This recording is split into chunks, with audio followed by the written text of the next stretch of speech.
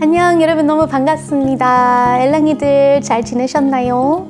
The Elves and The Shoemaker 구두장이와 요정들이라는 그런 이야기로 많이 나와 있더라고요. 여기서 저기서 찾아보니까 일단 구두장이라는 말은 저도 이렇게 찾아보면서 처음 듣는 말인데요. 구두를 만드는 신발 만드는 사람 요즘은 제화공이라고 부르고요. 이 스토리를 보면 The Elves and The Shoemaker 라고 찾을 수 있어요. 또 다른 표현이 있었어요. 이거는 조금 더 어려운 말인데 안 쓰는 말이기도 하고 cobbler, 네, 제화공, cobbler라고 불렀고요. 이 동화 들어가기 전에 꼭 알려드리고 싶은 거는 예전에는 저도 잘 모르겠지만 이제 구두 만들기 전에 구두가 될 그런 가죽을 이렇게 재단을 했나 봐요. 네, 이게 leather, 가죽을 커팅을 한다는 표현으로 나올 겁니다. 자, cutting leather, cut leather, 그리고 cobbling. 자, 다 준비되셨죠? 들려드릴게요. The Elves and the Shoemaker. 가볼게요. The Elves and the Shoemaker. A shoemaker, through no fault of his own, had become so poor that he only had enough leather to make just one pair of shoes. One evening, he cut the leather out to start making shoes, but being tired, he went to bed, intending to finish them the next morning. He lay in bed, prayed to God for help, and fell asleep. The next morning, he was about to return to his work when he found the shoes on his workbench completely finished.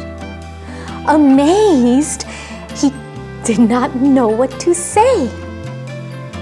He picked up the shoes and looked at them closely. They were so well made that not a single stitch was out of place. A masterpiece. A customer soon came by, and he liked the shoes so much that he paid more than the usual price for them. The shoemaker now had enough money to buy leather for 2 pairs of shoes.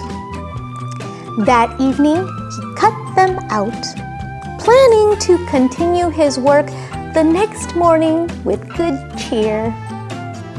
But he did not need to do so because when he got up, they were already finished. Customers soon bought them, paying him enough that he now could buy leather for 4 pairs of shoes. Early the next morning, he found the 4 pairs of shoes finished, and so it continued. Whatever he cut out in the evening was always finished the following morning. He continued to sell more and more shoes, and in time, the shoemaker became a rich man. One evening, shortly before Christmas, just before going to bed, the shoemaker said to his wife, "Why don't we stay up tonight and see who is giving us this helping hand?" His wife agreed to this and lit a candle. Then they hid themselves behind some clothes that were hanging in the corner of the room.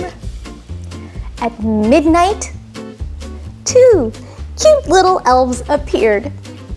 Sitting down at the workbench, they picked up the leather pieces and worked so unbelievably quickly and nimbly that the amazed shoemaker could not take his eyes off of them. They did not stop until they had finished everything. They placed the completed shoes on the workbench, then quickly ran away. The next morning, the wife said, the little elves have made us rich. We must show them our thanks. And they are running around with nothing but rags. They must be freezing. Do you know what? I want to sew some shirts and jackets and little vests and pants for them and knit each a pair of stockings. And you could make a pair of little shoes for each of them as well. The husband said, "What a wonderful idea." And so they worked hard, sewing and knitting and cobbling shoes all day. That night, instead of setting out cut leather, they placed on the workbench all the presents they had made for the elves. Then they hid themselves again to see what their little helpers would do. At midnight, the elves dashed into the room, eager to start work. When they saw the little clothes instead of the cut-out leather, they at first looked confused and then delighted. They quickly put them on, and stroking their beautiful new clothes, they sang, "Now that we look so fancy and fine, it's time to leave this cobbling behind." They hopped and danced about, jumping over chairs and benches. Finally, they danced out of the house. The elves never came back, but the shoemaker prospered, and he and his wife lived happily ever after. The end. 자, The Elves and the Shoemaker, 구두장이와 요정들이라는 동화를 들려드렸는데요. 우리나라에서는 조금 생소할 수 있는 스토리이지만은 그래도 제가 자라면서 꽤 유명했던 정말 클래식한, 그리고 정말 좀 따뜻한 그런 주제가 있는 이야기가 있어서 이렇게 준비를 했습니다. 다음 스토리에서 만나요.